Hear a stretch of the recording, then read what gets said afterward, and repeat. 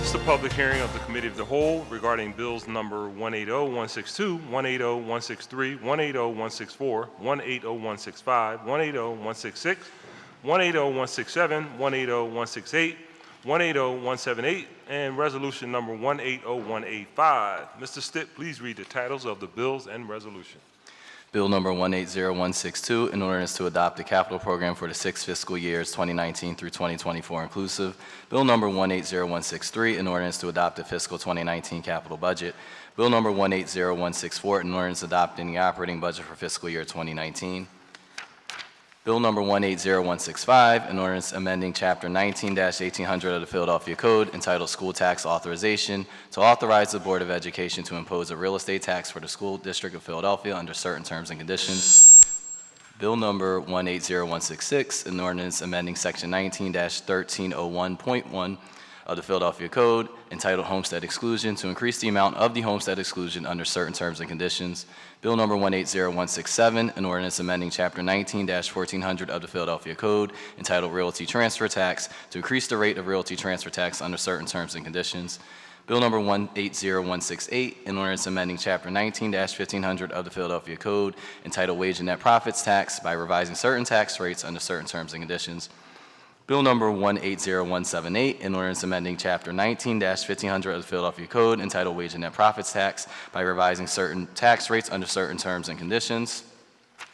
Resolution number 180185, resolution providing for the approval by the Council of the City of Philadelphia of a revised 5-year financial plan for the City of Philadelphia covering fiscal years 2019 through 2023 and incorporating proposed changes with respect to fiscal year 2018, which is to be submitted by the Mayor to the Pennsylvania Intergovernmental Cooperation Authority, the authority pursuant to the Intergovernmental Cooperation Agreement, authorized by an ordinance of this Council approved by the Mayor on January 3, 1992, Bill number 1563-A, by and between the City and the authority. Thank you, Mr. Stitt.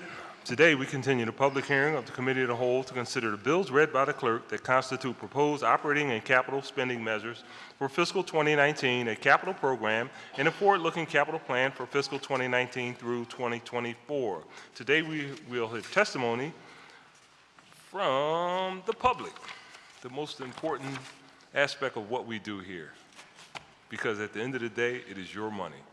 Right? Thank you. Our public testimony ground rules will go as follows. When your name is called, we're going to ask you to come up. You're going to be given 3 minutes to testify, so if you have long testimony, please summarize it, but you can hand it in and we'll make sure that it's read into the record. There's going to be a timer. When you hit a timer, you could just please conclude your remarks, and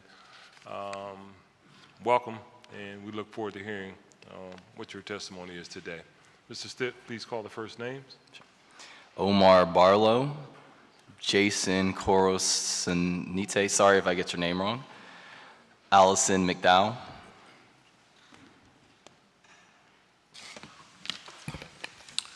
Darrell Bundridge, okay. Ms. McDowell, is that you? Okay, just want to make sure before we call the next name.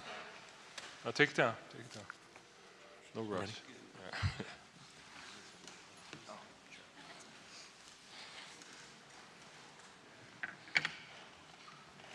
Good morning. You guys self-select who will go first. Okay.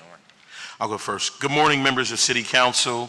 My name is Omar Barlow, and I'm the principal and CEO of Eastern Academy Charter School. My purpose today is to provide public comment referencing the school funding measures in the City of Philadelphia's fiscal year 2019 budget. Eastern Academy Charter School has a total population of 300 students. Our school is founded on many principles, one being early college education. Students at Eastern have the opportunity to earn college-level credit as early as their 10th grade year.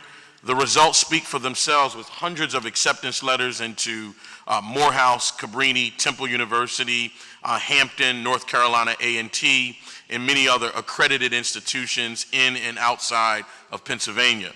As it stands, the School District of Philadelphia's budget is now in review. As City Council reviews this budget with the current standards and measurements given on a city and state level, members of City Council should note their decision to fund public schools immensely affects the operational needs of charter schools. On a state level, understanding that House Bill 97 has a tremendous impact on charter schools, funding which seeks to strip funds from the special needs budget is unreal. Even more illusory is the School District of Philadelphia has asked this council for more than $700 million for the budget, where a good portion of the budget is used or serves as a pass-through for the 88 charter schools. Charter school activities make up a substantial amount of the School District of Philadelphia's budget. Honorable members of City Council, I respectfully request that you take a moment and ask yourselves, what are we spending our money on? What are we buying into where there are so many charter schools suing the School District of Philadelphia for its charter school office's pattern of unfair conduct? Why are coalitions forming all over the city for the specific purpose of fighting the school district's charter schools office policies? Respectfully, I believe the people of Philadelphia deserve to know exactly what you are funding. Reevaluating the charter school office's practices and finding out why so much dissension exists between this office and Philadelphia charter schools ought to be of utmost importance to your decision-making with this budget, especially where 75,000 children are educated in charter schools are concerned. This council has a history of challenging the spending practices of the school district, especially on charter schools. It is time once again to ask these questions. Use your power to ensure our schools, all of them, are funded fairly and responsibly. You have the power to do this again. Please, for the sake of our charter schools, make those inquiries and tailor your generosity accordingly. Thank you. Good morning. Good morning. Good morning. I'm Jason Corsiniti, co-founder of String Theory Schools. Today I'm here in support of increased funding for the School District of Philadelphia. String Theory Schools stands shoulder to shoulder with the superintendent and the mayor in requesting additional support for our schools. It takes a lot to educate students in our city, and the number of students with higher needs is rapidly expanding. We see that every day with our Renaissance School, which is one of a handful of neighborhood catchment charter schools in the city. As a charter school leader, I know that charters are not a magic solution. The number of charter schools and the way that which they grew was far from ideal. However, I do think there are ways to have some additional measured growth that significantly benefits the city and the district. And I'd like to see a much closer working relationship between existing schools and the charter school office. There are three potential ways I see to lessen the burden and cost of charter schools. Number one, create and grow charter schools with local catchment areas. I know there are charter schools that have preferences for certain zip codes, but one of the things we've learned from our experience with the Renaissance School is that the impact you can have on a community when there is a seat for every child is impactful. With a local catchment, if you live in the neighborhood, that is your school. I believe this is the best and most efficient way of not leaving the school district with stranded costs. If there are any new charters approved in the years ahead, I think this is a great option. Number two, I think it's possible to have new charters actually contribute to the cost of oversight and accountability by paying for some shared services. For simplicity's sake, an annual fee of $50,000 per charter school, for example, would allow the district to develop a larger support staff as new charters are created and come online. This is a bold, unprecedented concept, and I don't believe there's anything under charter school law that prohibits this type of arrangement. Lastly, I'm sure everyone is familiar with the deferred maintenance costs associated with district buildings. The most recent facility condition assessment puts that figure at around $4.5 billion. If that isn't alarming enough, the report details how this number is going to grow by over $1 billion more in coming years. These are just a few examples of maintenance costs of city schools. Samuel Powell School, $5 million. Henry C. Lee Elementary, $14 million. Roxborough High School, $26 million. And Frankfurt High School, $56 million. One of the greatest benefits of a charter school is the ability to take on its own debt and to be able to fund its own facilities. If the district strategically worked to create a new local catchment charter in an area of facility costs, this could result in a significant positive benefit for the district, and I'm certainly willing to work with city leaders on exploring it. Thank you for your time. Thank you so much for your testimony, sir. Hello, yes, my name is Allison McDowell, and I'm a parent of a Philadelphia public school student. I have copies around. I would love it if you guys picked up my copies of my testimony. It has an important back page. Ridge Lane Limited Partners is a merchant bank founded by former Pennsylvania Governor Tom Ridge and R. Brad Lane. It specializes in corporate strategy and venture development for private growth stage technology companies.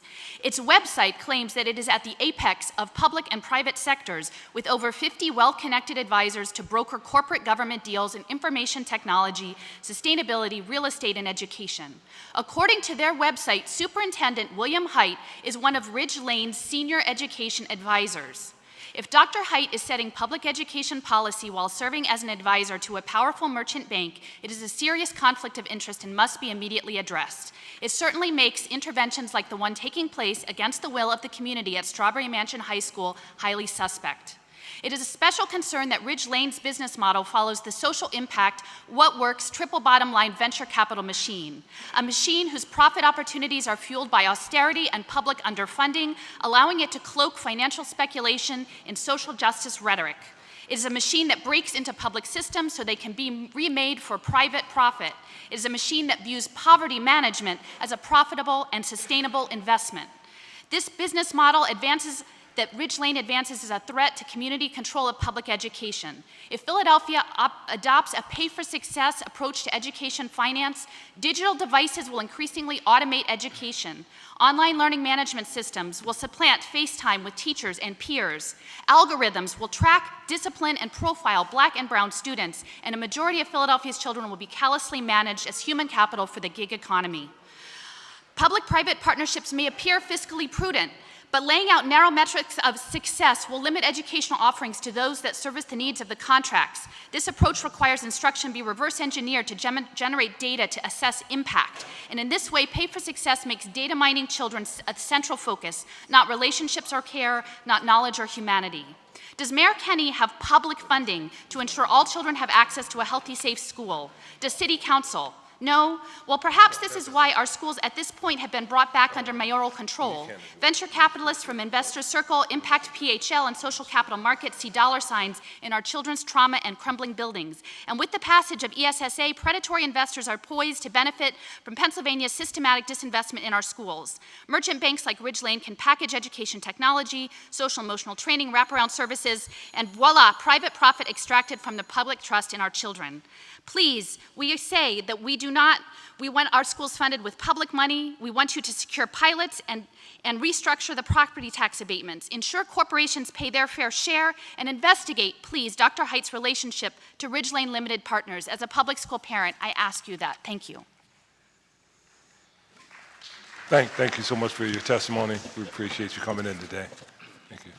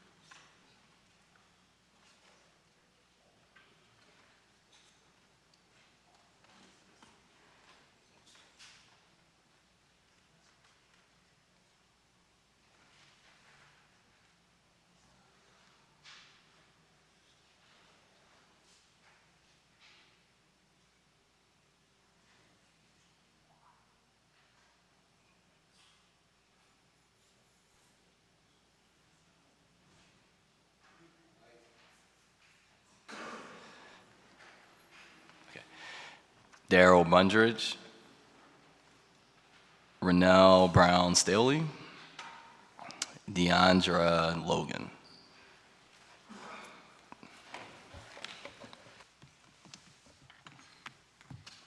Good morning. Good morning. Thank you for coming in. You all can self-select who goes first.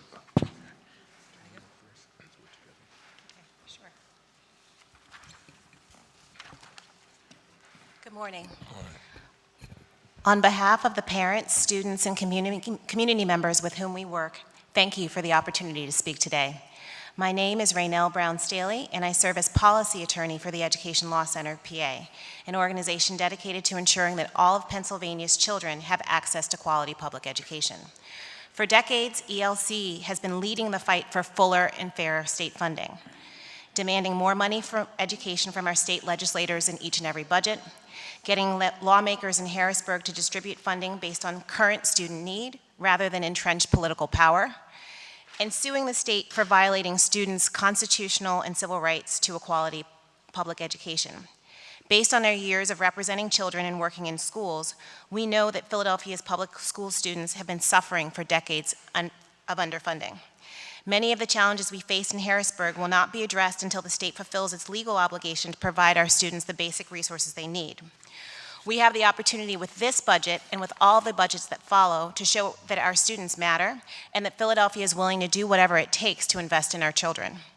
I urge all of you here today to demonstrate that commitment by approving the mayor's proposed education budget. We know that the current system of funding of public education in our state does not serve Philadelphia's public school students well. A student's zip code, skin color, and family wealth play a greater role in their education funding than the educational needs of students in their local district. Pennsylvania has the widest gap between poor and wealthy school districts of any state in the country. The poorest districts, which often have the greatest educational need, have 33% less to spend than their wealthiest counterparts. Pennsylvania schools are among the most racially segregated in the nation, and in terms of funding, they're among the most separate and unequal, with the state spending proportionately more dollars on wealthier and whiter school districts. We need look no more than 10 miles from here to see the tale of two cities that our funding system creates. The school district of Philadelphia struggles to budget $15,000 per student per year. Lower Merion spends twice as much. Philadelphia's per student spending places it at the bottom 20% of districts, 417th in the state. Lower Merion ranks in the top 1% at number 4.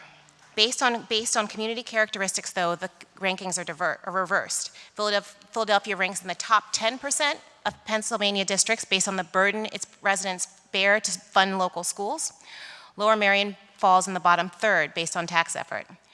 Philadelphia has roughly 7 times as many economically disadvantaged students, 5 times as many English language learners, 6 times as many Black students, and 5 times as many Latinx students as Lower Merion.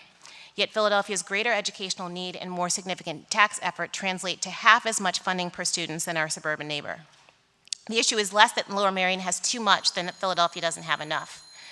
We know that current funding levels and the proposed budget don't come close to adequately funding schools. Our schools, Philadelphia needs more than $1 billion more, or $3,000 more per student. And so we urge you to give our students the money that they need. Thank you. Thank you for your testimony.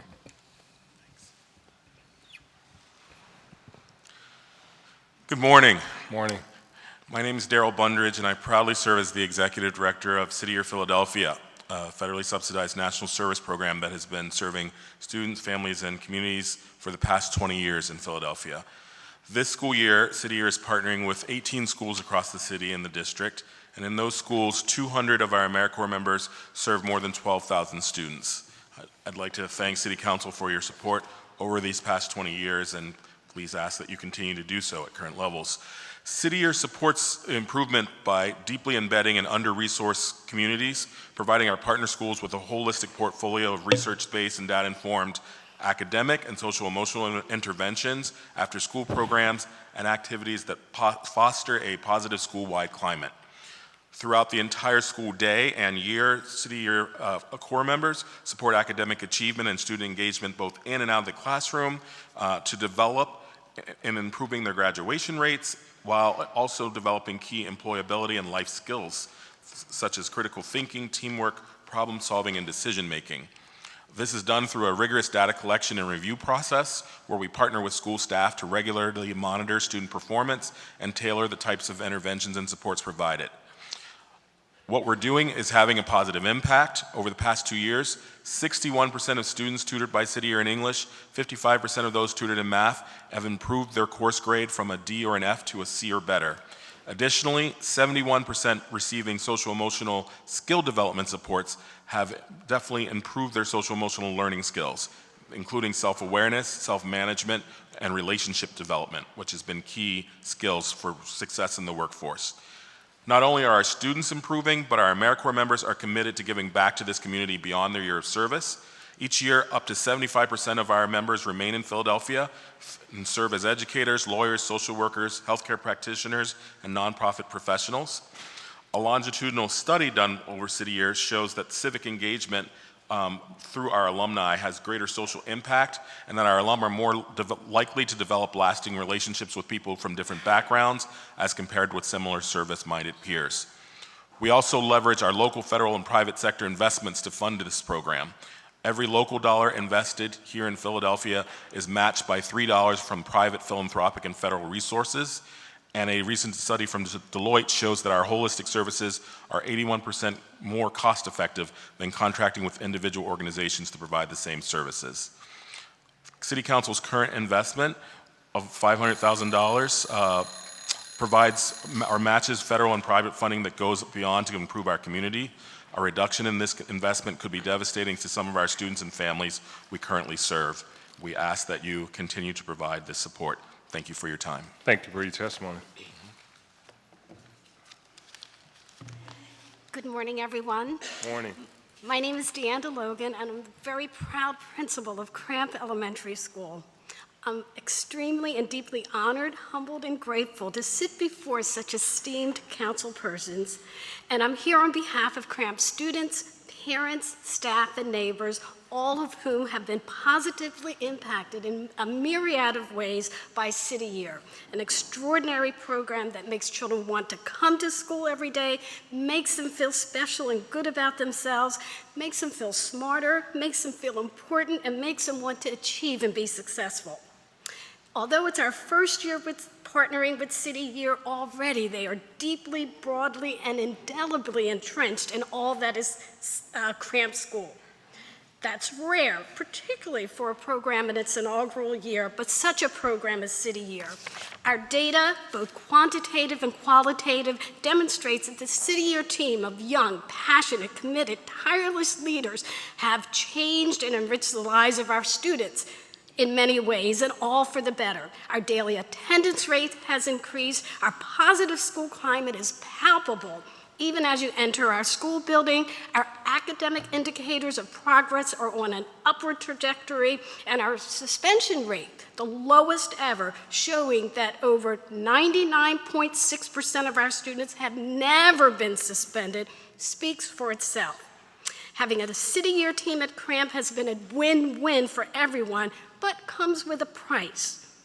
With budget constraints, it's been extremely difficult to identify the $88,000 cost of funding a team for the coming school year. However, when you consider that cost and what the assets that the team brings, the price is actually dirt cheap. From a school budget perspective, finding that $88,000, however, requires making many, many gut-wrenching trade-offs. That said, we're committed to bringing the team back. The value they bring to the students, the school, and the community is priceless, cannot be underestimated, a point that both parents and staff have made quite clear in their praise of this partnership. Students have as well. One of our students, a little third grader, unsolicited, wrote a letter about the impact that City Year has had on her. This is a wonderfully resilient child who has endured trauma with a capital T many, many times, unfortunately, in her short life. It's because of students like her and many, many others that we have in our school that are thriving despite the overwhelming obstacles. They're achieving academically. We need City Year to continue. So on behalf of the entire Cramp School community, we thank you, council people, for listening, and we thank you for your support. Thank you all so much for your testimony. Appreciate it.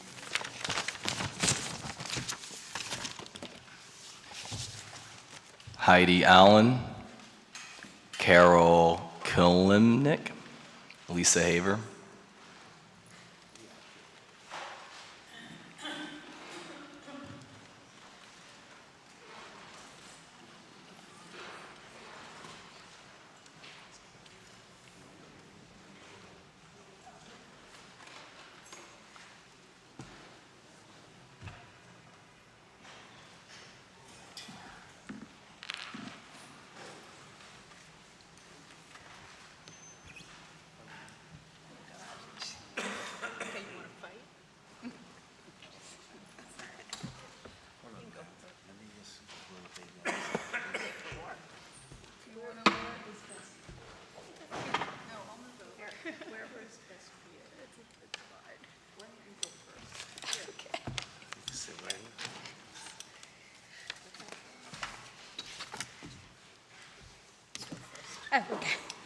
Hello.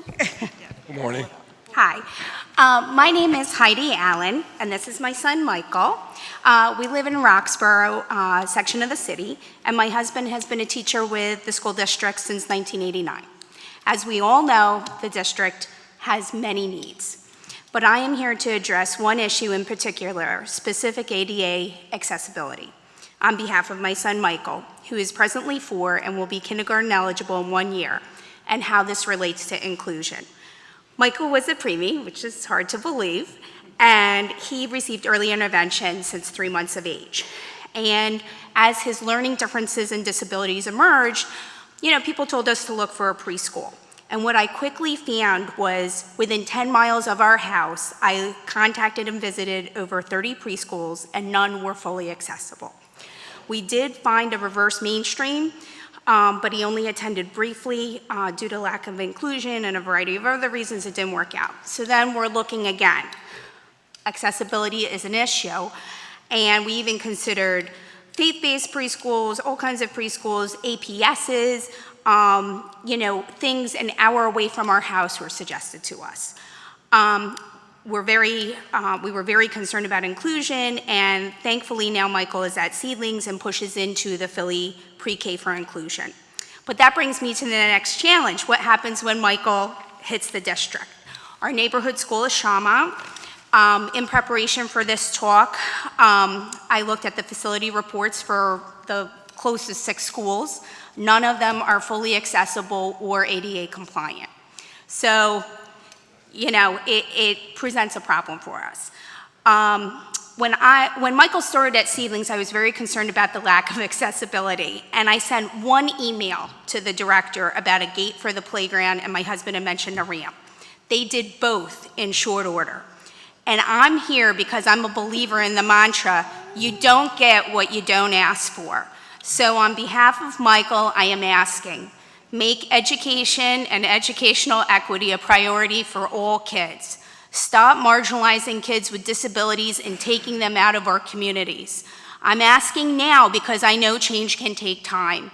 The ADA is 27 years old, and it is time. OCDL has new guidelines about inclusion and parent engagement. I'm here, I'm engaged, and Michael wants to be included. Michael can't be included if he can't get in the door. Funding provides the support that is needed to make the physical accommodations needed for these kids to be included, but funding also provides the support that these kids need in the classrooms, such as co-teaching and behavioral supports. Thank you very much.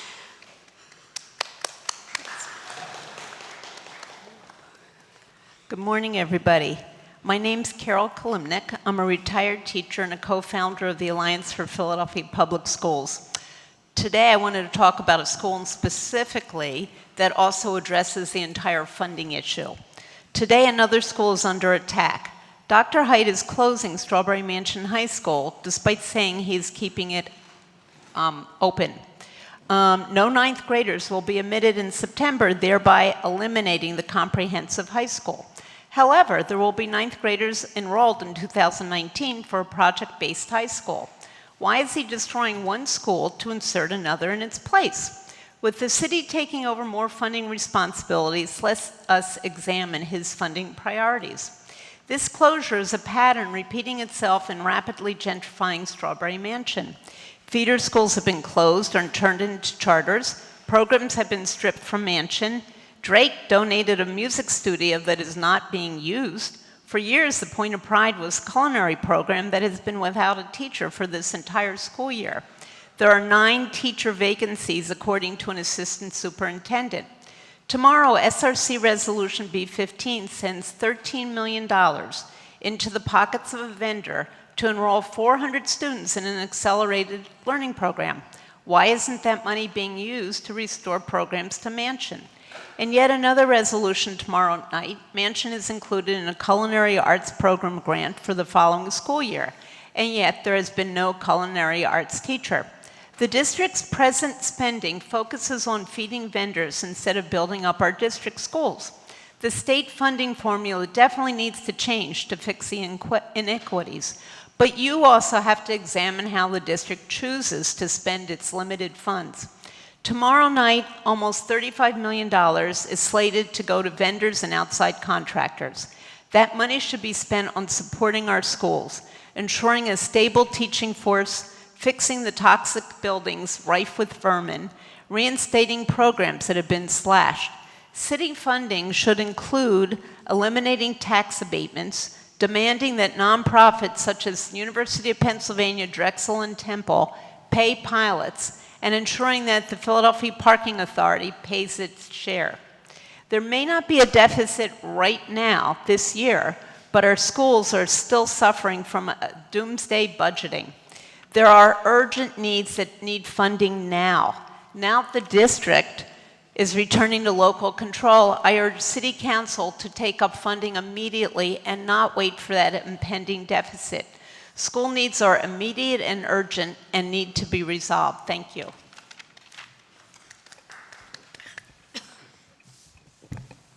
Good morning. My name is Lisa Haber. I'm a retired school teacher. Thank you to the council members who are here today to listen to the members of the public. It's critically important that we fund our schools. It's equally important that the funding be equitable and fair. It may seem that we don't at the moment have a financial deficit, but what we do have, and I know this is going to be echoed by my colleagues, what we do have and have had for years is a resources deficit. If we say the conditions of these schools, the physical conditions, the educational conditions of these schools is adequate, we are not doing a good job here listening to the people of this city. As we look forward to the return to local control, we have the opportunity to make sure that we use that governance to do the things that the SRC would not do. We have to work together to make sure Harrisburg funds our public schools adequately and equitably. Pennsylvania's contribution to local school funding is among the lowest in the country. Government officials in City Hall and on the new school board should work together and with education activists and advocates in the city to keep the pressure on Harrisburg to increase its financial commitment to public education. We need to build alliances with other school districts and municipalities. And we need to work together to change what our Auditor General has called the worst charter school in the nation. We need to not put the burden on poor and working people in the largest poor city in the country. No council person who supports graduated income tax should support a regressive tax system, which places the burden on working people and on homeowners. We need to roll back that 10-year tax abatement, which benefits the rich. We have to postpone the proposed business tax cuts. Trump's tax cuts should be enough to cover them for a while. We need to make the nonprofits pay their pilots, and we need to make PPA finally pay its fair share. The Alliance has had its ears and eyes on the SRC for over 5 years. Our schools are underfunded, but the new board must reverse the SRC's screwed up spending priorities and put money where it needs to be put. Smaller class size, school libraries with certified librarians, non-teaching assistants, and classroom aides. This district cannot afford more charter schools. It is the biggest single school district budget expense. School district schools consistently outperform charters. Last month, for reasons not given, the SRC approved Franklin Town Charter. In 2 days, by all indications, they're going to approve APM and Hebrew Charter. Why, we don't know, because the SRC is unaccountable to the people, and they always have been. But their own charter schools office made clear that this city cannot, I take that back. They don't say we can't afford, we say we can't afford them. But what the charter schools office says is these schools have not shown why the community needs those schools. I have no idea why the children of Philadelphia would need a charter school that teaches children Hebrew. That I don't get. But we need to change the law, and we need to change our spending priorities in the city. Thank you. Thank you for your testimony. Linda Rubin, Darrell Overton, Katherine Carter.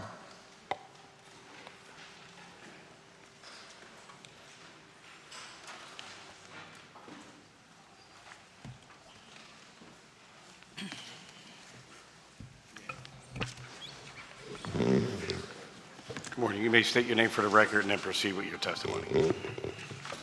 Good morning. My name is Linda Rubin, and I am a member of the Alliance for Philadelphia Public Schools.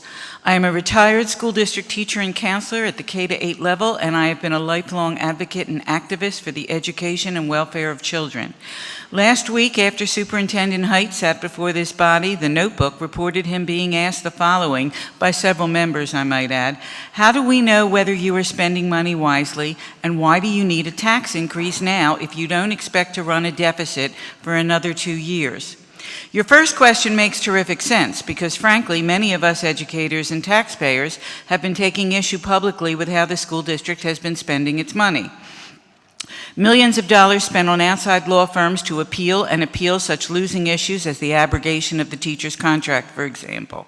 Systematically removing necessary teaching staff and support services to bare bones levels for years, including building maintenance and cleaning staff, especially from neighborhood schools in the neediest of areas. Approving and renewing charter schools that the charter school office itself has demonstrated to be tens of millions of dollars in debt or with other fiscal irregularities, as well as many that don't meet the same academic standards for which the district routinely closes neighborhood schools. Dismantling the school district's administrative and internal support operations, thus destroying the existence of an actual cohesive educational system, and outsourcing them to various for-profit or bogus nonprofit companies with high administrative salaries. Now, if you're really concerned about the first question, I suggest you send staff members to all remaining SRC meetings and future school board meetings, review their spending proposals, monitor the decisions they make, and ensure that the process is open and transparent to the public as well as to yourselves. However, your second question about not asking for money until the piggy bank is empty is insulting to anyone who's run a business, as you all do here, or even a household. It's insulting to the children this council governs who are already living with the deficits I noted above, but especially clean and safe buildings that don't have lead paint chips, rat and mouse feces, mold, and unabated asbestos that can cause serious cognitive and medical deficits for growing children. To quote State Senator Vincent Hughes, these are health and safety hazards that no child or adult should face in a school. This is a smart and deliberative body comprised of smart, accomplished, and skillful legislators. I've even volunteered throughout the years to help several of you get elected. So let's stop playing games and posturing for your constituents about spending their money or raising taxes and always choosing working people and long-term residents to shoulder the burden for essential city services. You chose to take on this job. Yes, the state legislature is not meeting its constitutional responsibility of adequately funding public schools. So until it does, it falls on this city council and the mayor to ensure that another generation of our children's health, welfare, and education are no longer neglected or unequally distributed. Thank you. Good morning, City Council. My name is Darrell C Overton, the proud principal at A. Phillip Randolph Career Technical High School. It is an honor to speak to you today in regard to this importance of funding career and technical education in the school district of Philadelphia. When I arrived at Randolph 7 years ago, I was charged to increase enrollment and make sure the school improved its CTE programs. It is now the best CTE school in the city. After my assessment of the equipment, materials, and supplies and in the school, I knew that there had to be a drastic change in order to bring our programs into the 21st century. The first step was requiring each CTE instructor to write a 3-year proposal requesting all necessary equipment, materials, and supplies to update their programs. After the conversations with the teachers, they all wondered where I was going to receive these funds from. I told them, don't worry about it, that was my job. I told them they should just pretend that they were teaching their own children and family members. I immediately contacted the CTE office and informed that it was imperative that I receive these materials, supplies, and equipment. We also solicited materials and supplies through corporate sponsors and partners, and I would spend hours and days cultivating, requesting, and begging. At this time, I would like to take a few minutes to speak specifically about the investments that have been made by the School District of Philadelphia and the student outcomes associated with that funding. We all know our most important investment in our life is our children. All the city students are our children, so we must continue to invest, support, and nurture them through the journey in the Philadelphia School District and beyond. And we have 9 different programs at Randolph. I'm only going to mention 5. Auto collision technology, the district spent $80,000 on a spray booth, $13,000 on a mixer room, water-based paint mixing system, which was $12,000, 2 MIG welders, $7,000, spot welder, which was $1,400, and spray guns that add up to $3,000. That's an auto collision. Through that, we have several students. Kadeem Carter, working at Pacifical Ford, graduated from Penn College of Technology. Tariq Finley, both of those students are making over $50,000 a year. Drew Bagley from Faulkner Toyota, Tyrell Powell, and is working at Collision Max. Construction. The consumables for construction are anywhere from $4,000 to $5,000 every year. The tools is up to $500,000 in inventory. We're still purchasing and receiving equipment for the 21st century, and we also have solar panels that was purchased through a grant, and the tools that were used were a compact miter saw that we had to purchase $800, $500 for portable saws, aluminum brake, $3,500, $1,200 for panel saw and scroll saws and other safety equipment like ladders and every other utensils. Also from that, jobs created, Jihad Black, who's now working for Penn Medical and is a journeyman for installing at the Philadelphia airport. Andre Brown, $2,500 from Town's Councilman Dobb. I'd like to thank you personally. Now our students are being trained on the forklift by 4 different teachers that were helped through your honorable donation. Also, in auto mechanics, we have several students that graduated. They're all working in the fleet management. We have 7 students right now working for Philadelphia Fleet Management. 3 are currently graduates. No, 7 are graduates. 3 are currently now working also. Culinary arts, combi omens, cryovac machines, immersion circulator, induction burners, all this equipment added up to $10,000 to $15,000. And now currently the district is spending $2 million to upgrade the auto mechanics, the welding, and the auto collision area for their certifications. Also, they have also upgraded all our smart boards, which is over $130,000 they have spent. I'm gonna ask Mr. Williams to come up, and here's an international article that we are in that I want to pass around the city council. And I think she kind of omitted a word. It says a high school where college is not the goal, it's not the only goal, because our students go to Philadelphia University, which is now Jefferson University, for free. Thank you. Well, thank you. Excuse you want to, we're going to finish in order. You want to state your name for the record, and then you may proceed with your testimony. You signed up for testimony, correct? Yes, I am. Okay, you may begin. Yes, my name is Katherine Carter. I'm the principal at Allen Locke Elementary School. Good morning, City Council, President, and members of the City Council. One of the major contributions to Locke student achievement success is the classroom modernization investment. This investment has allowed our school to implement instructional best practices that engage students in learning. As a result of the classroom modernization investment, the classrooms are bright and inviting for the students to enter every day. The lighting helps to give the students a yes, I can attitude, a growth mindset, along with creating a sense of pride in their environment that is reinforced by the new positive behavior incentive system program.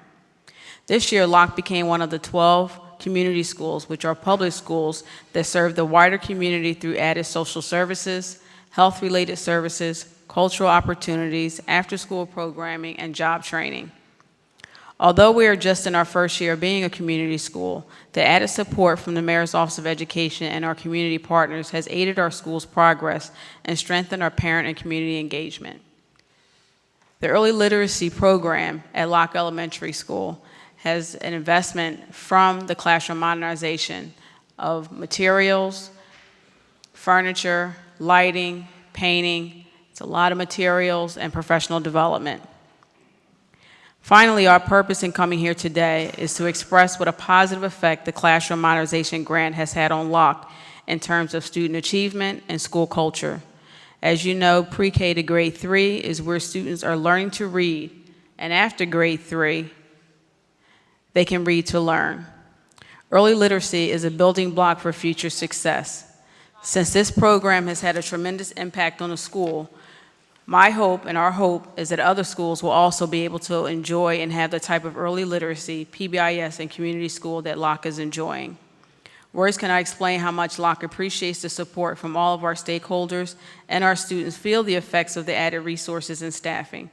These resources have had a positive impact on student achievement and how our teachers approach their education. Thank you for listening. Thank you for your testimony. You may speak your name because we don't have you on the testimony here. State your name for the record. And yes, my name is Joe Williams. I am a teacher here at the Philadelphia School District. I'm here for my testimony because the city of Philadelphia has funded and invested in our children. The CTE program where I work is a very good cultivating and educating program that you guys fund. It is because of your funding that we have the youngest female welder right now working for SEPTA. It is because of your funding that we have the youngest individual working at Acker Shipyard. It is because of funding we have people trained, and thanks to Ms. Blackwell, have implemented a program where our young men at 20 years old are now making over $30 an hour. It's because of your funding we have the only automated plasma cutter that has been funded by the city, worth over $30,000 to $40,000. It's because of your funding and your accountability that have instructed us and shown us the direction that these kids need to go. Without this funding and even less funding, it would greatly damage what we have been trying to do and solidify. I will hope that you guys would take this in consideration, continue funding, continue to see that the progress that CTE programs have done, the investment that you guys have put in front of us is being shown and is being appreciated. Thank you. Thank you. I assume Darren?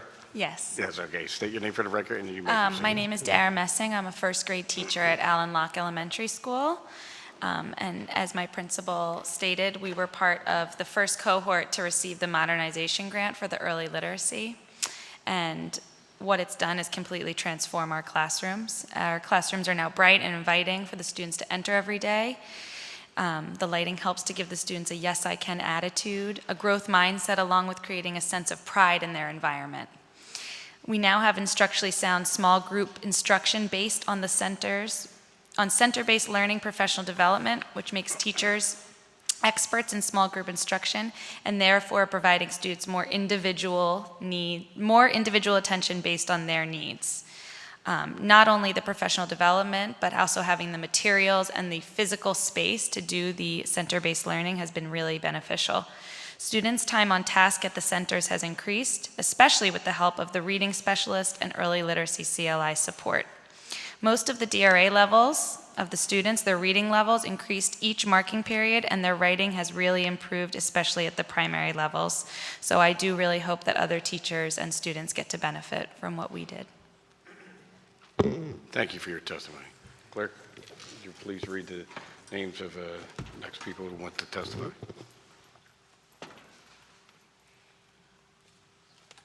Deborah Grill, Nancy Nguyen, Donna Cooper.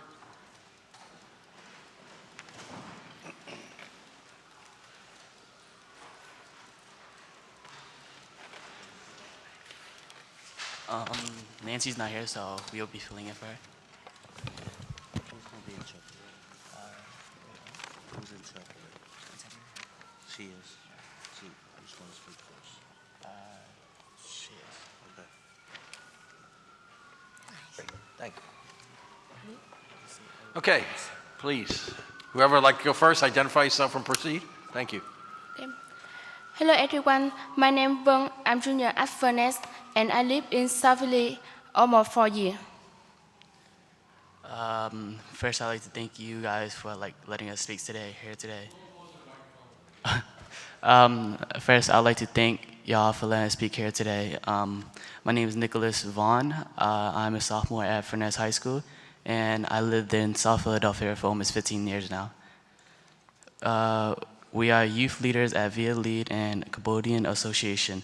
I joined because they saw the youth leader in me, and now I see what they see today. Today we will be speaking in Vietnamese and English because this is the reality that ESOL students face every day at our school. Tụi em là các học sinh với vai trò lãnh đạo tại Vietlead và tổ chức người Campuchia. Chúng em ở đây để nói với mọi người về vấn đề nhiễm độc trì trong trường của tụi em và việc đầu tư tài chính để cải thiện các mối nguy hiểm môi trường trong trường học. We're here to talk to you today about the lead in our school and funding to fix the environmental hazard in Philadelphia schools.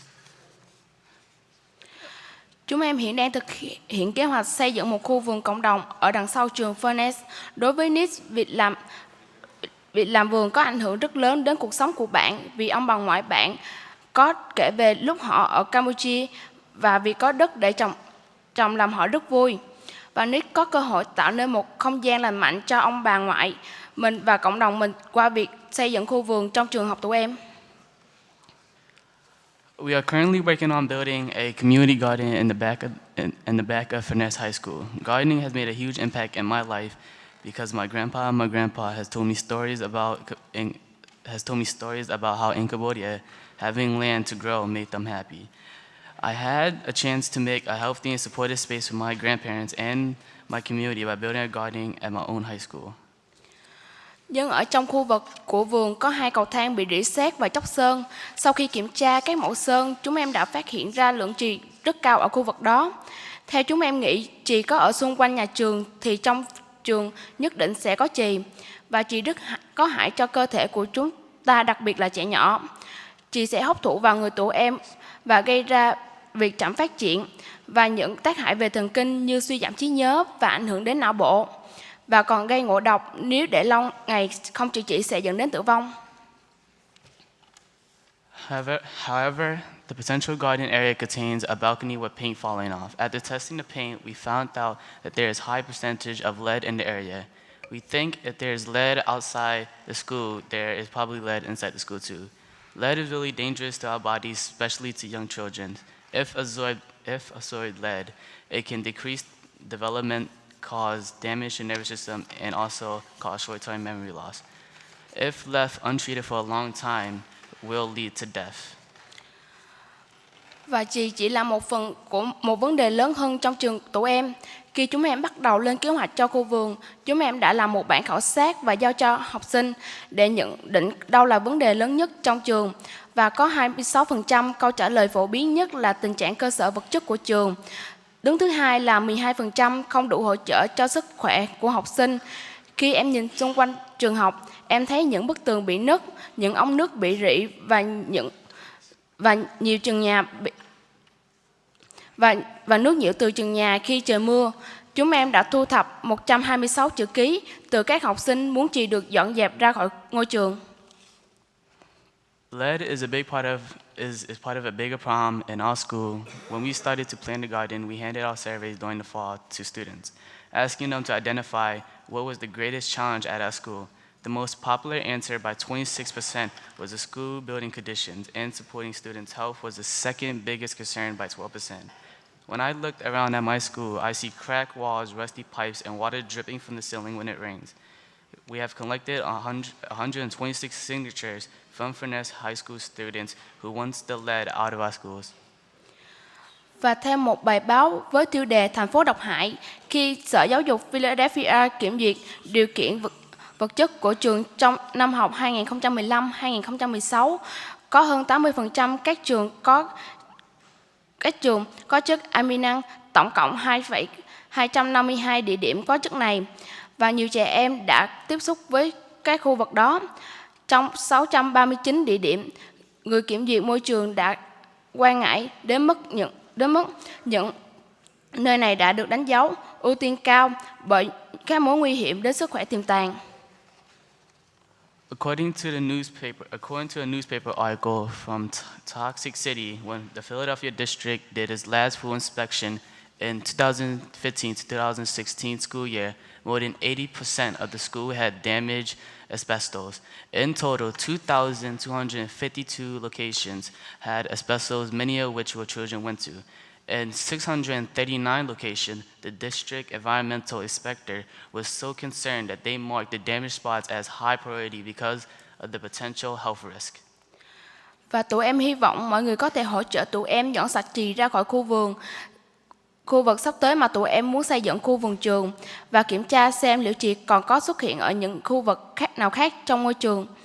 Và tụi em hy vọng tại các trường học tại Philly được tăng cường ngân sách để tạo nên một môi trường học lành mạnh cho trường Vernet, và cũng mong muốn chính phủ thành phố bảo đảm Sở Giáo dục có thể thực hiện công việc của mình một cách đầy đủ trong việc đảm bảo điều kiện môi trường an toàn cho tất cả các học sinh trong Philly.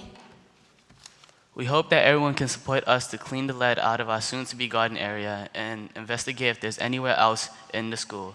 We want to increase funding to go into Philadelphia schools to create a healthy learning environment for the city to ensure that the school district can inadequately do their job in supporting the environmental safety conditions of all Philadelphia schools. Thank you both. Thank you for your time. Thank you. All right, you want to wait a second? Councilwoman Kim? Take a seat, thanks. Just sit down for another second. Yeah, thank you so much. First of all, I wanted to thank you both for coming in. I know that coming into City Council and talking about your experiences as young people isn't always the easiest thing, but I just want you to know how much it's appreciated. And it's also really important to us that you care so much about your environment, because it's very easy for folks to look at lead paint poisoning or asbestos and feel like it just seems impossible. But I think when we hear from you directly about how you're trying to build gardens and go to school to learn and want to feel safe, that makes it more compelling for us to step up and do things that many people felt have been so difficult for so long. So I really wanted to thank you for coming in and speaking that today. It was really important to hear. Thank you. Thank you. Thank you, Steve. Thank you for coming. Thank you. Before you speak, I think we called Ms. Cooper before, so why doesn't she come up too? If she's, thought I saw her. There you go. Why don't you come up to the table too, so we can keep things moving a little bit. Is there another name, or you want to wait for the next three? Okay, we're in front. Okay. All right, ma'am. Please identify yourself and proceed. Good morning. My name is Deborah Grill. I worked for 34 years in the Philadelphia School District as a classroom teacher, a school librarian, and a literacy coach. For 15 of those years, I was the librarian at Roosevelt Middle School, now an elementary school, which was recently featured in a segment of the local ABC News. I was heartbroken to see the terrible physical condition of the school, especially the library, once a lively resource for Roosevelt students and teachers, now just a flooded, moldy room. Of course, Roosevelt is only one of the many district buildings that have not been maintained.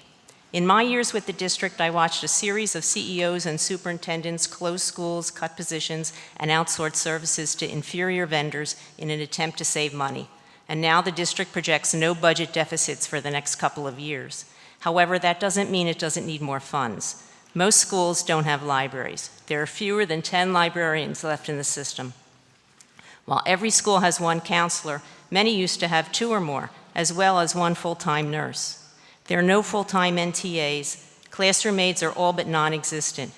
There may be no financial deficit, but there is still a large deficit of resources within the system. I spent my last 4 years in the district at Germantown High School. At that time, the Alumni Association was working on a plan to refurbish the library's dated book collection and antiquated computers. They took a small group of students to Springfield High School in Montgomery County to see what a 21st century school library looked like. Our students were amazed as they toured the library and were introduced to all of the print and electronic resources the library had to offer its students. And as we were leaving the library, one of our students turned around to me and said, "I will never be able to compete with these students at college." It's time for the city and the state to fund schools adequately so that our students can be competitive. There are ways you can do this without taxing those who can least afford it. Council can start by putting an end to the real estate abatements. A recent city controller report found that 59% of the tax abatements go to just 6% of Philadelphia neighborhoods, and that the top zip codes for development would likely be profitable regardless of the abatements. And developer Bart Blatstein's 10-year abatement on his estimated $8 to $16 million Rittenhouse Palace is an egregious example of how abatements benefit those who need them the least. Council must demand that large nonprofits pay pilots. Hospitals and wealthy universities like Temple, Penn, and Drexel own significant amounts of tax-exempt property and are still expanding. I think it's ironic that institutions of higher education refuse to contribute to the support of the public school district of the city in which they're located or from which they draw students. Council must move to audit the Philadelphia Parking Authority. They claim that their hands are tied by the law that defines the formula that distributes money from on-street parking, but they're simply shorting the school district and its students.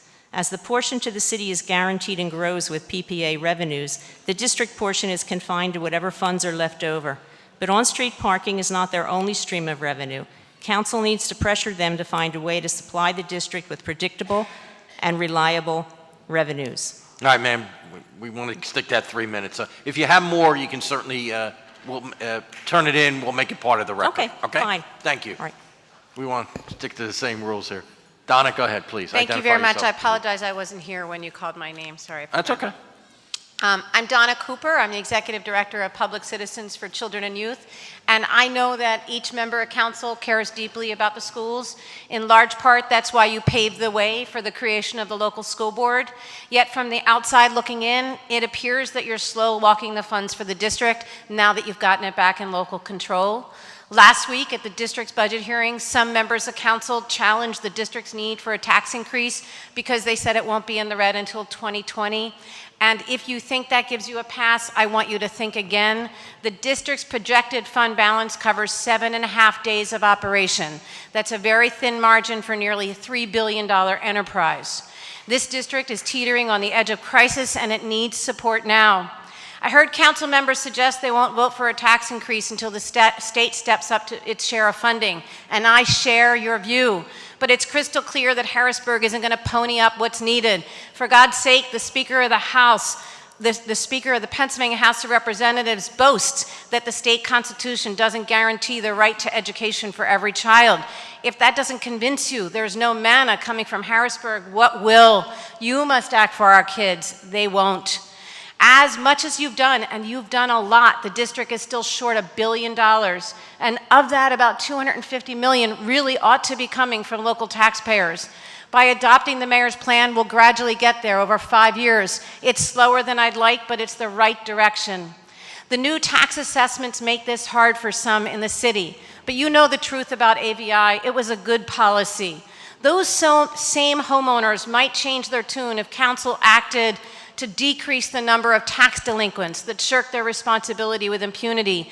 Likewise, walk back the tax abatements that shield the top 1% from taxes while the 99% of us pay the full bill. My point is, don't forego your obligation to fund our schools because of the ire over the new assessments. Instead, pass bills that address these problems and expand the homestead exemption to show homeowners you're serious about making everyone pay their fair share.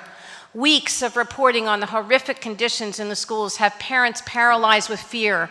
Following the suggestions I've made, show parents you're acting on their behalf. Only by funding the schools can you make the case that you're doing something.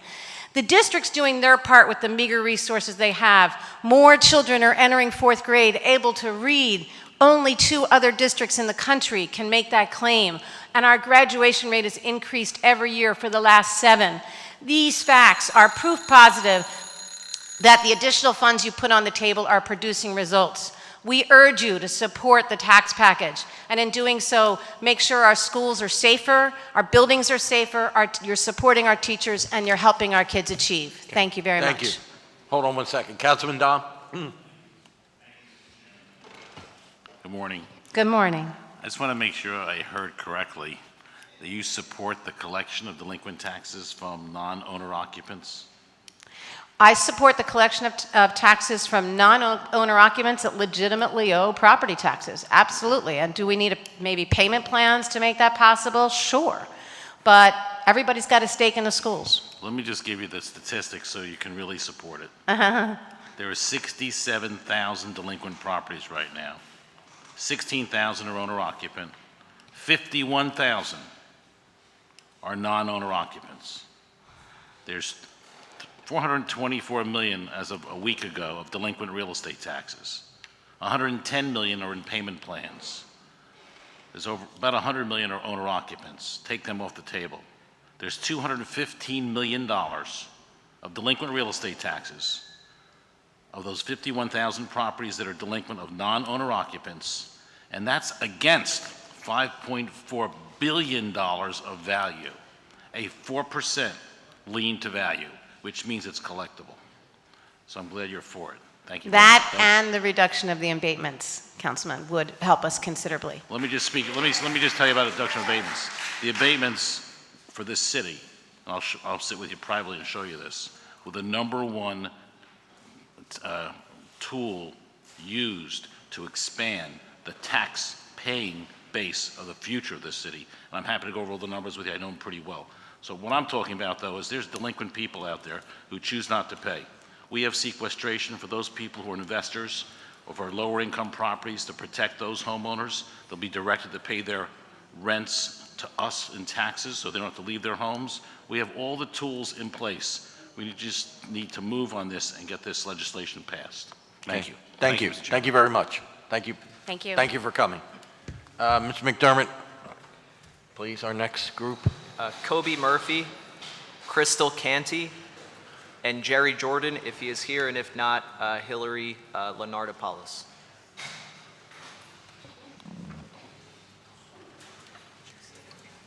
Okay. What's that? We will be calling Jerry Jordan in the afternoon. Oh, okay.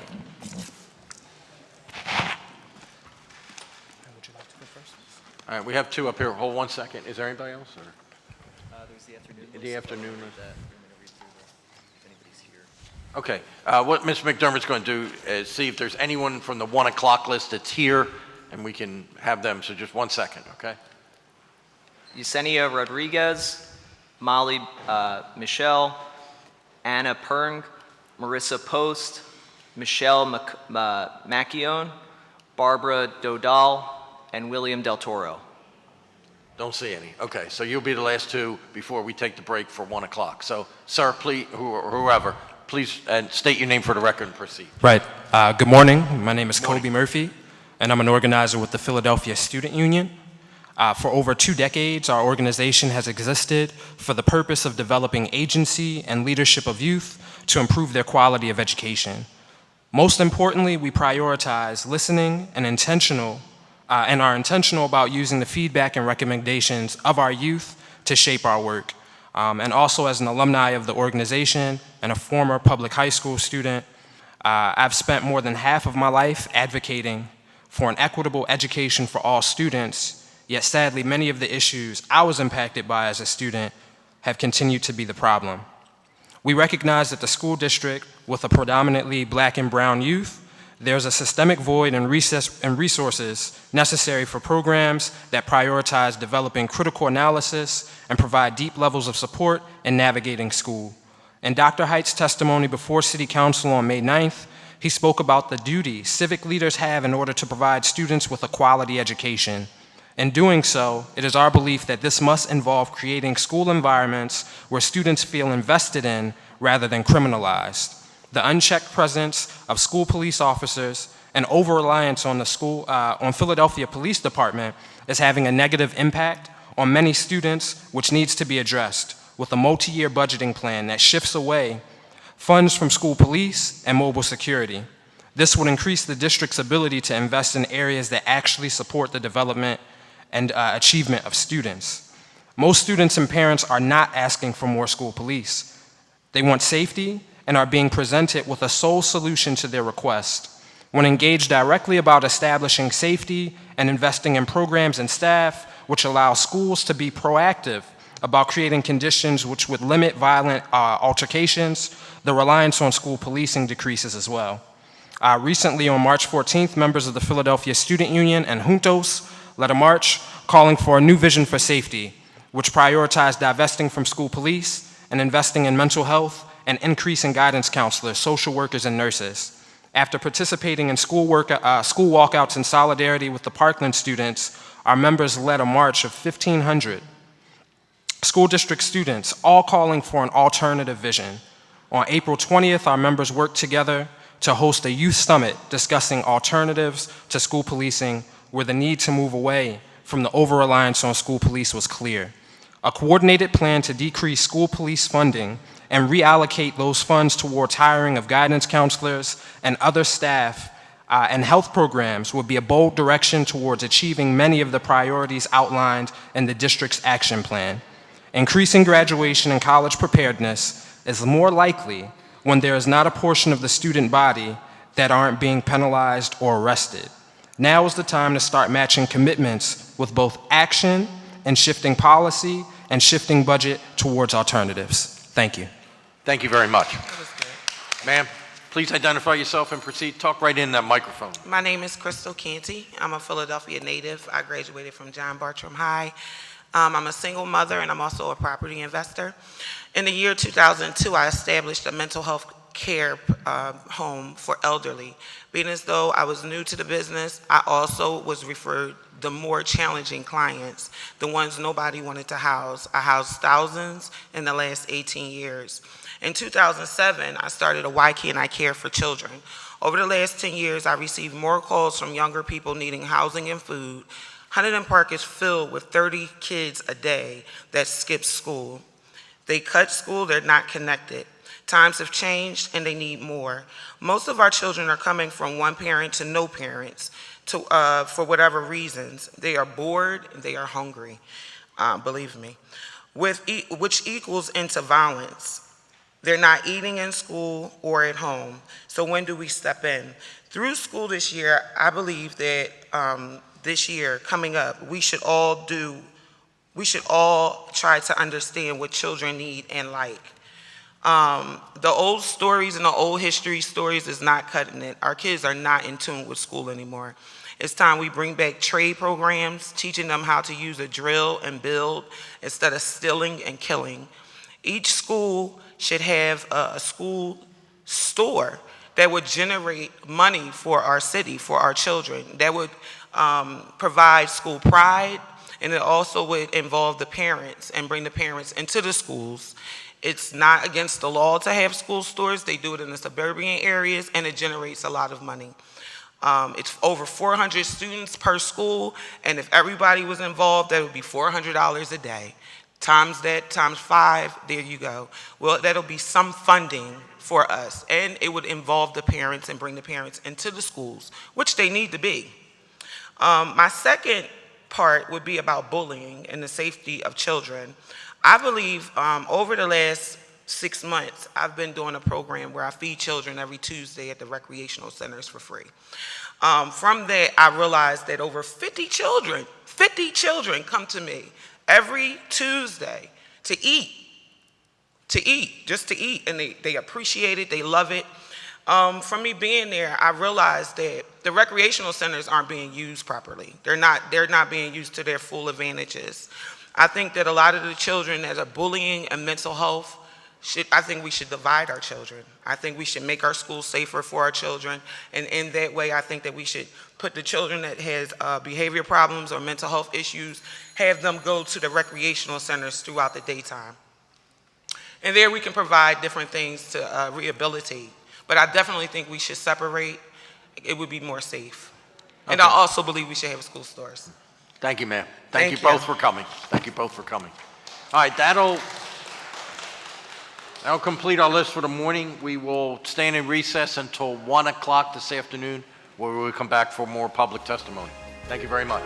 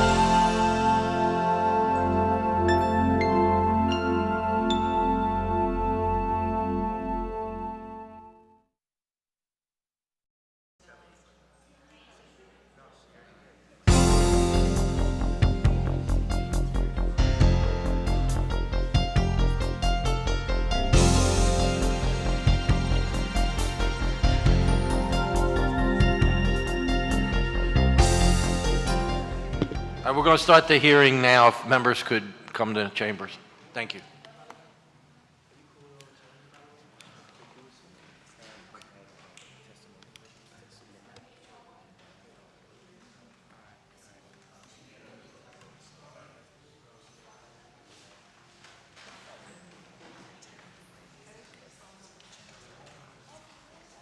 Okay, we're going to reconvene here with the committee of the whole, but with the public testimony. To remind folks that weren't here previously, we're asking everybody to limit their testimony to 3 minutes. If you have written testimony and it goes beyond that, you could certainly submit it for the record. The whole testimony, the whole written testimony would be made part of the record. But we ask everybody to limit it so we'd be fair to everyone to 3 minutes. And in just a minute, Ms. McDermott will call the first 3 names on our list here. Yesenia Rodriguez, Molly Michael, Anna Perng.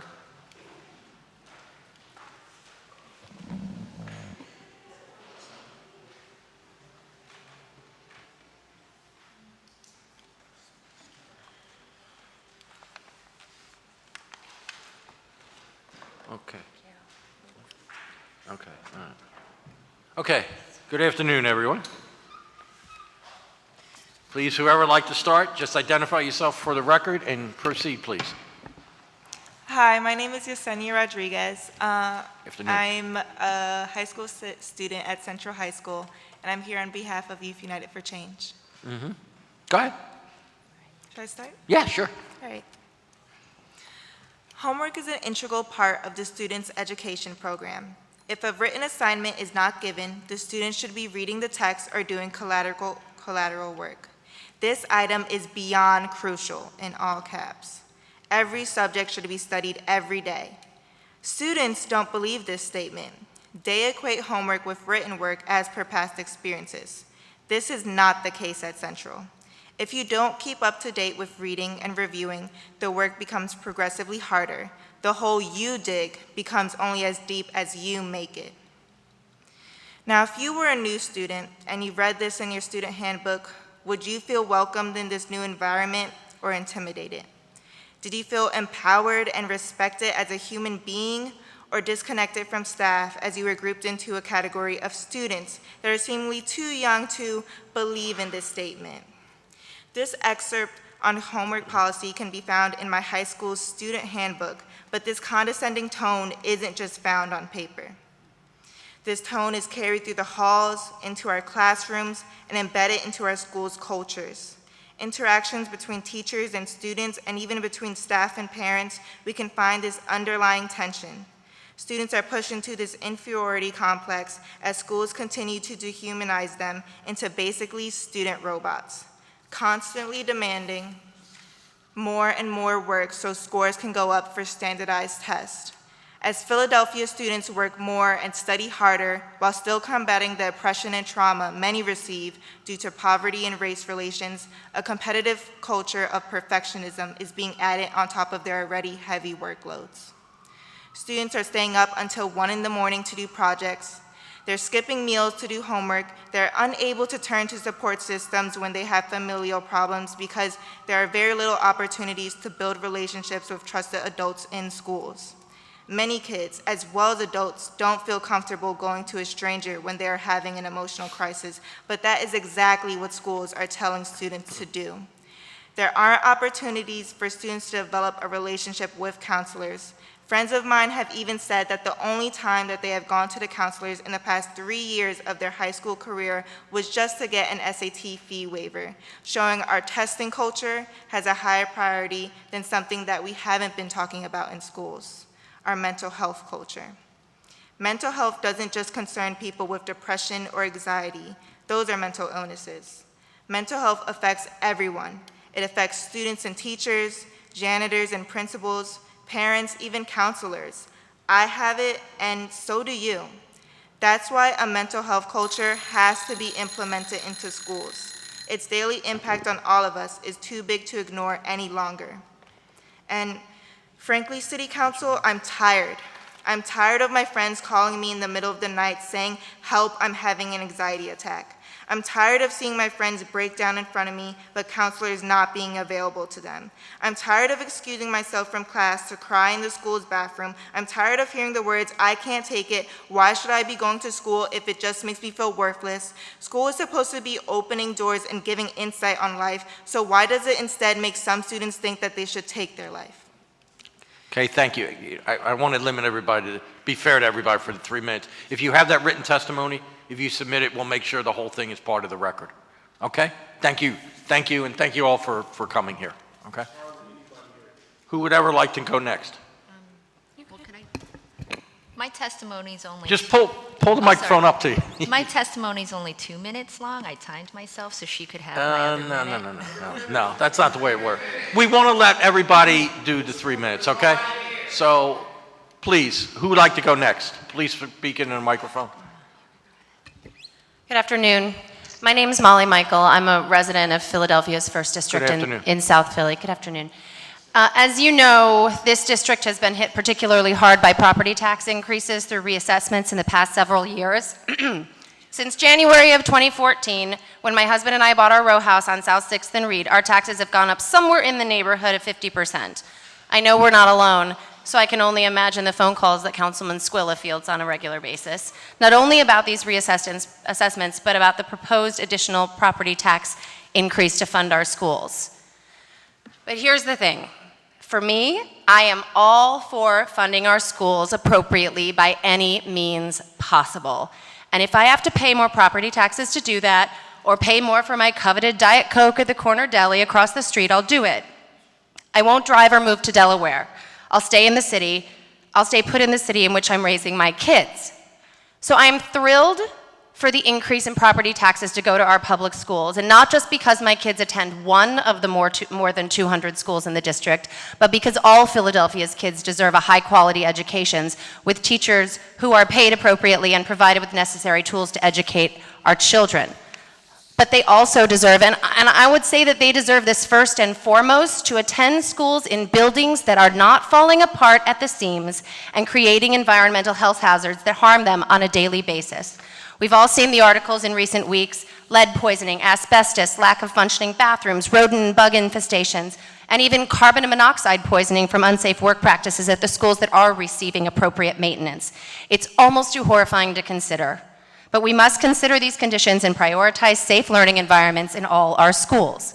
Recently, Kristen Graham wrote an article for the Philly Inquirer about a $20 million upgrade to classrooms in 11 city schools to support early literacy. I read this article and I got angry. Of course, early literacy is important, we all know this, but how effectively is this money actually spent when there are so many barriers to learning because the vast majority, and it is the vast majority, of our school buildings contain toxic and dangerous health hazards that have gone unaddressed? It's maddening. Is a surface classroom makeover in 11 schools actually fixing the other health hazards that may exist all over these buildings? Are the bathrooms clean and functioning? What about rodents? I can't believe I just said, what about rodents, when talking about my kids' schools. But I did. In my opinion, every single penny the district receives in additional support from any entity must first be used to create safe conditions for our kids. When we don't provide basic, clean, and safe school buildings to our student and teachers, we show them how much they're valued. If we are complacent about these conditions, we are complicit in the consequences. Thank you. Okay, thank you. Thank you very much. And again, if you haven't finished that, if you want to submit the whole thing, it'll be made part of the record. Please, ma'am, identify yourself and proceed. My name is Anna Perng. I'll just read this last paragraph from Ms. Rodriguez. Staff should also be trained to support, protect, and create an environment in which students' mental health thrive. This can be done through trauma-informed training for staff's disciplinary and everyday interactions. A little closer to with the microphone. students. It's Sure. not always easy to hear in Thank here. you. And mental health first training. Staff should proactively foster relationships with students as support system, because mental health as a culture isn't one big project. It's maintained on a day-to-day basis of caring for students while teaching them to be emotionally intelligent as well. This will move us further into the ultimate vision of Students from Youth United for Change by implementing a mental health culture in schools. It would create holistically healthy schools as wished by the district's Green Future Initiative of healthy schools and healthy living. Ultimately, this will push us into the direction of our schools, creating young leaders so they can reshape society into a more just way where everyone can realize their life's full potential. So this is my statement. I'm a parent of a preschooler and a first grader who attends public school. The Inquirer's report about our toxic schools shouldn't surprise anyone. They have reported on these issues since 2016. Other advocates and I have said that rain was coming through the roof into classrooms. I've sounded the alarms about the district's practice of warehousing disabled students into crumbling schools, because schools aren't ADA accessible and special ed is criminally underfunded. Back then, the district said it needed $5 billion to fix all the schools. Since then, a number of solutions have come up. I support a shale tax. I hope PPA pays the district what it owes. I support the fair funding lawsuit. I want all of these things to succeed. But it's also time for a reality check. We can't rely on bake sales and GoFundMes to fund our schools. Without a tax increase that is equitably distributed across zip codes, the gap between the haves and the have-nots grows greater. Fellow district parent Carrie Akula observes, typically when budgets are developed, they are done so with an understanding of what the approval tolerance is, and not necessarily based on the reality of the funds that are truly needed. So the district is damned if it requests what it really needs, and damned if it doesn't. And by acting like our schools need a projected deficit before they can get increased funding, I worry that as a city we are robbing Peter to pay Paul. We are robbing our teachers who pay out of their own pockets for supplies. We are robbing our children who get exposed to lead dust and get sick for the rest of their lives. We are robbing special ed students like Michael, who uses a wheelchair and won't be able to enroll in any of his neighborhood schools without repairs. City Council, I know you stand with families and our teachers, but we can't wait for another 2 years as our own Flint, Michigan unfolds. Our kids have one shot at their education and health, and I and other families pay our taxes and are willing to pay more if it ensures every child across the city has the schools they need to succeed. Thank you. Okay, thank you. Thank you for coming down and speaking. Mr. McDermott, you want to call in next three, please? Hillary Lenardopoulos, Marissa Post, Michelle McKeown.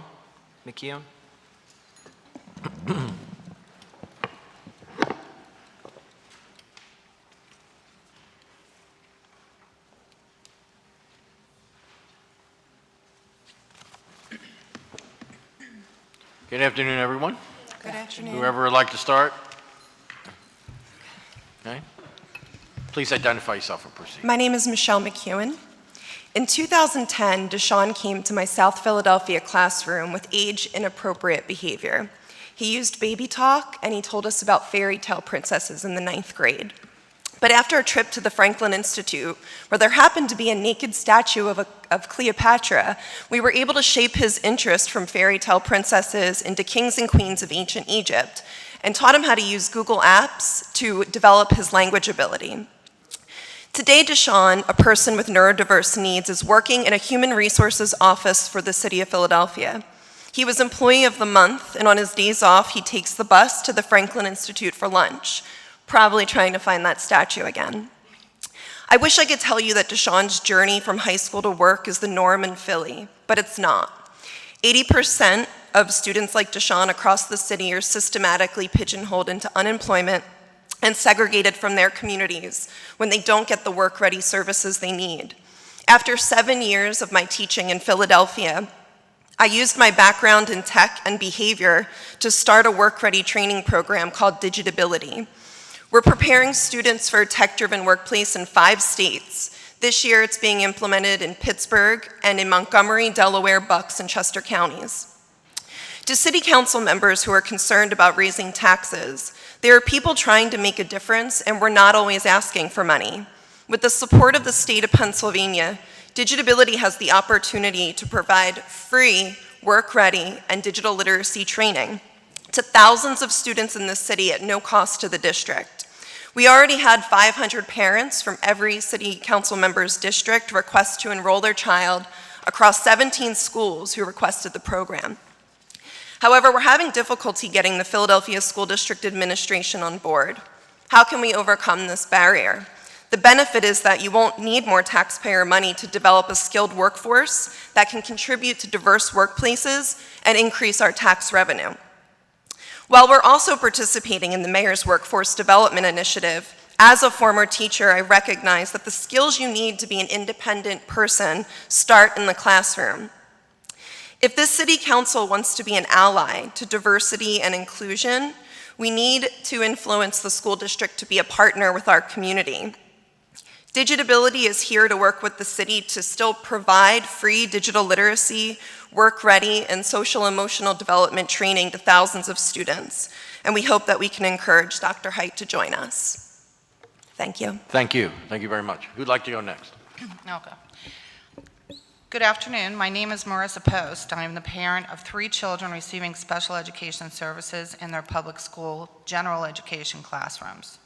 I came today to speak to the resolution authorizing the Committee on Children and Youth to hold public hearings regarding residential placements contracted to provide for care, treatment, and development of Philadelphia youth.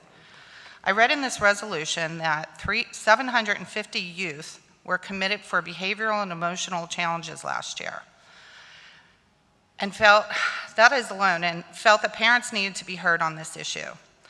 My hope is that we can share ideas about how to avoid this being the result in coming years. Emotional, neurological, and specific learning challenges are all conditions that fall into the protected disability categories under IDEA. All of these conditions have related behavioral challenges that could interfere and often interfere with the ability of a child to access the general ed curriculum. These behaviors of disability are often mistaken as choice and discipline issues. However, if a child with these disabilities are properly identified and supported, they could access their education, grow, and mature. If they don't, they will simply be passed along to suffer growing frustration and resentment for not being understood and helped. They could potentially demonstrate behaviors that could impact the education of their surrounding school children as well. Children are properly supported when they are identified, given goals and a plan in collaboration with their parents, taught by trained staff and related service providers, and provided with data-driven progress reporting. Their early education can be very successful if this happens. My son is a prime example of that. This is an anchor goal of this administration, to start early, identify early, take care of young children, and make sure that they're not one of the 750 children sent to an institution, a very expensive institution. Luckily for all stakeholders, there are the premises of the basic IDEA law that makes this program already ready and available for you. Following IDEA is the best return on investment for our city, and it is also the best ethical choice. So when I read the resolution stating that Philadelphia and its districts has a claim that residential facilities on-ground schools provide schoolwork that is below grade level to students. Is that me? Yeah, we're trying to limit it. Let me ask you, ma'am, I know you're talking about the resolution. I know that hearing is tomorrow. Oh, okay, so. Yeah, I didn't want to interrupt you while you started talking, but Well, I think we're really I know it's budget related too, what you're It's all talking about, relevant. but I didn't know if this was in substitute for what, or are you coming tomorrow, or? No.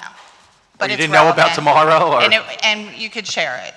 Pardon me? And it could be shared, and I could come tomorrow as well, but. Okay, all right. It's all the same about budget and.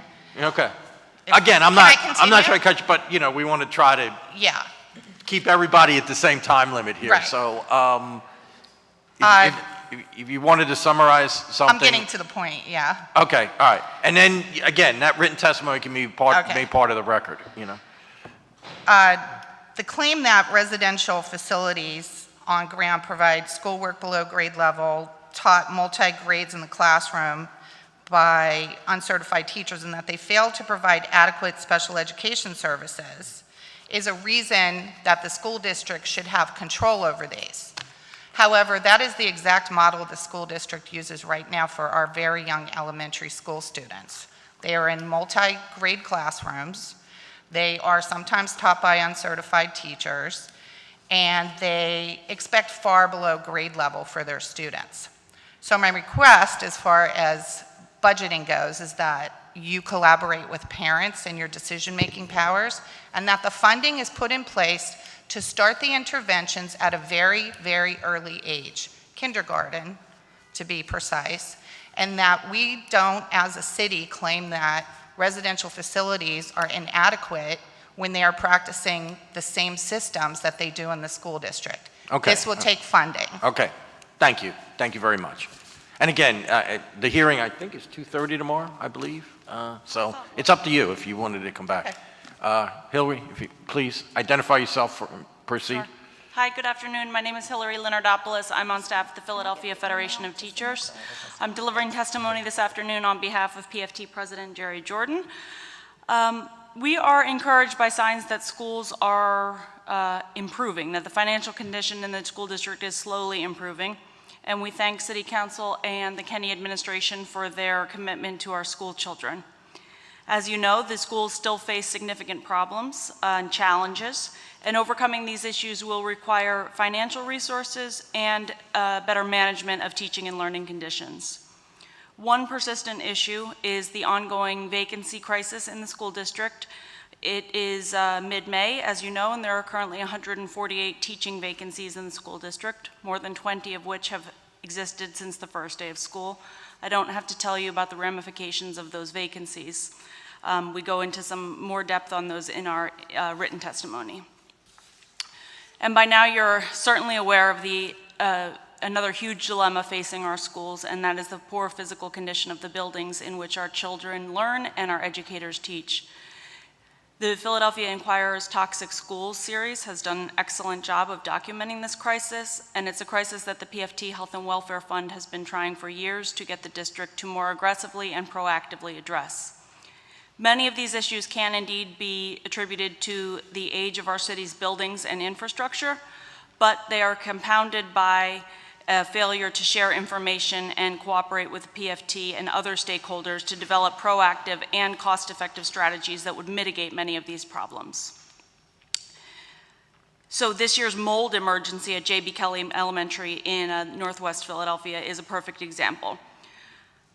When the district was able to remediate the massive mold growth, the school was then promised that the air conditioning system would be operable, and it's not. It still has not been repaired, and we've already had an incident at the school last week, I think, where a paraprofessional fainted in the building during a recent rise in temperature. So incidents like these are really important to highlight and to make sure that we are addressing them in a holistic way. As Superintendent Haidt himself said in his recent op-ed, fixing the problems in our school buildings will take a team effort, and it requires input from all stakeholders, and that is essential. So that's why the PFT has joined with the Philly Healthy Schools Initiative to ask City Council to immediately establish a facility infrastructure environmental hazard oversight task force or a special committee. This group should be comprised of parents, educators, public advocacy groups, and others who would be responsible for identifying and listing the most urgent needs of a school. And the group would develop best practices, approaches, and provide recommendations for short, medium, and long-term responses and remediation. Additionally, an effort must be made to ensure that every school building has an appropriate number of staff dedicated to keeping our buildings cleaned and maintained. We are aware that making these improvements has a price tag, and Philadelphia cannot be expected to replicate the teaching and learning conditions enjoyed by our by our suburban neighborhoods unless we are able to increase our investment in public education. So Senator Vincent Hughes has spoken out on the school conditions frequently, and recently wrote an op-ed regarding this, and also has introduced legislation, Senate Bill 777, which would create up to $5 billion in bonds funded by a tax on the Marcellus Shale. Yes, we are still talking about taxing the Marcellus Shale, but we will still keep fighting for it. But we also realize that waiting for Harrisburg legislators to adequately fund our schools is a fight that we could and will be fighting for years. So that's why we are supporting the mayor's plan to raise revenue for the school district. Better schools are a pathway to a stronger, more viable city for every resident. And we understand that getting there could require some sacrifice from Philadelphia's taxpayers. However, too many businesses and large corporations have managed to escape their fiscal responsibility to our city's future. It is unfair to ask Philadelphia's citizens alone to share the burden of funding our schools, so the business community must also contribute its fair share. Once again, on behalf of PFT President Jerry Jordan, the Executive Board, and PFT staff and members, we thank you for allowing us this time to share our concerns and our hopes for our school children. Thank you. Okay, thank you very much. And ma'am, I misspoke earlier. The hearing Children and Youth Committee tomorrow is scheduled to start at 1 o'clock, if you're interested. Right. 1 o'clock. I'm going to submit my testimony. Sure. Because it was about budget, but I didn't get to Okay, the no end of problem, it. no problem, thanks. Okay, thanks. Yeah. Councilman, do you want copies? Yeah, there you go. Okay, thank you all. Well, let's see. Ms. McDermott, will you call if there's anyone else? Barbara Dodal. Okay, That is the last name I have. that's the last name. Is there anyone else here who wanted to speak? Okay, Ms. Adele will be the last one. Okay.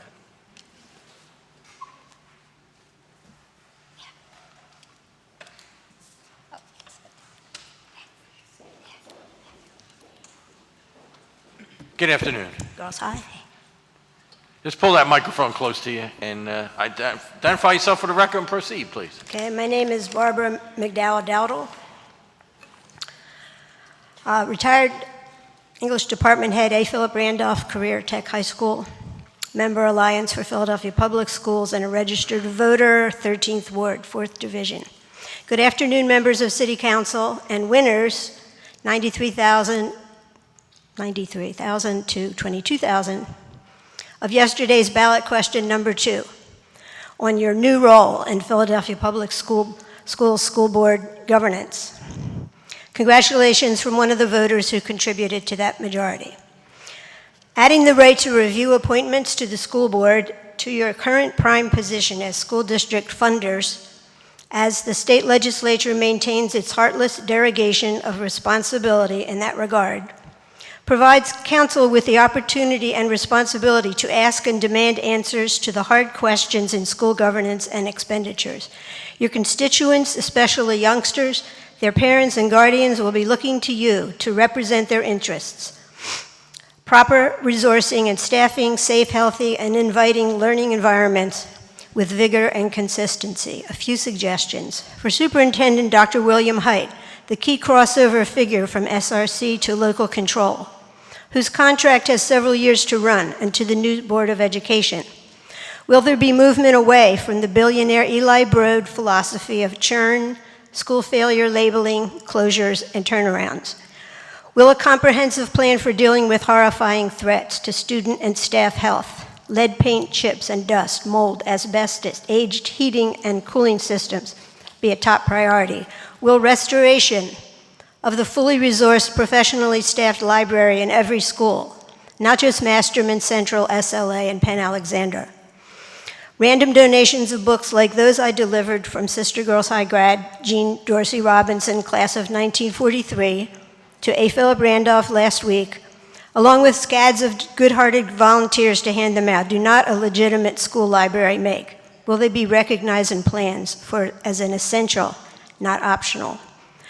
Will we raise equity as a prime directive, providing additional necessary funding to schools that lack philanthropic largesse of graduates, or Philadelphia Schools Partnership, Mark Gleason funneled, and other millionaire tax benefit contributions? Might we return to our traditional geographic neighborhood school districts, move away from the Boston Consulting Group conception of organization charts? Every school aspires to be provided opportunity and autonomy to represent innovation, and would never seek, especially in light of the devastating cuts to staff and supplies in our years under state control, to be tossed into a turnaround maelstrom that willy-nilly eliminates at least half of long-term staff and brings in questionable outside, unproven reformist plans. And I will submit this. You Here, yeah. submit the, okay, thank you very much, I appreciate it very much. All right, we appreciate everybody come down with no one else to speak. We will, the hearing will stand in recess until 3:30 when we will have callbacks of some departments. Thank you very much.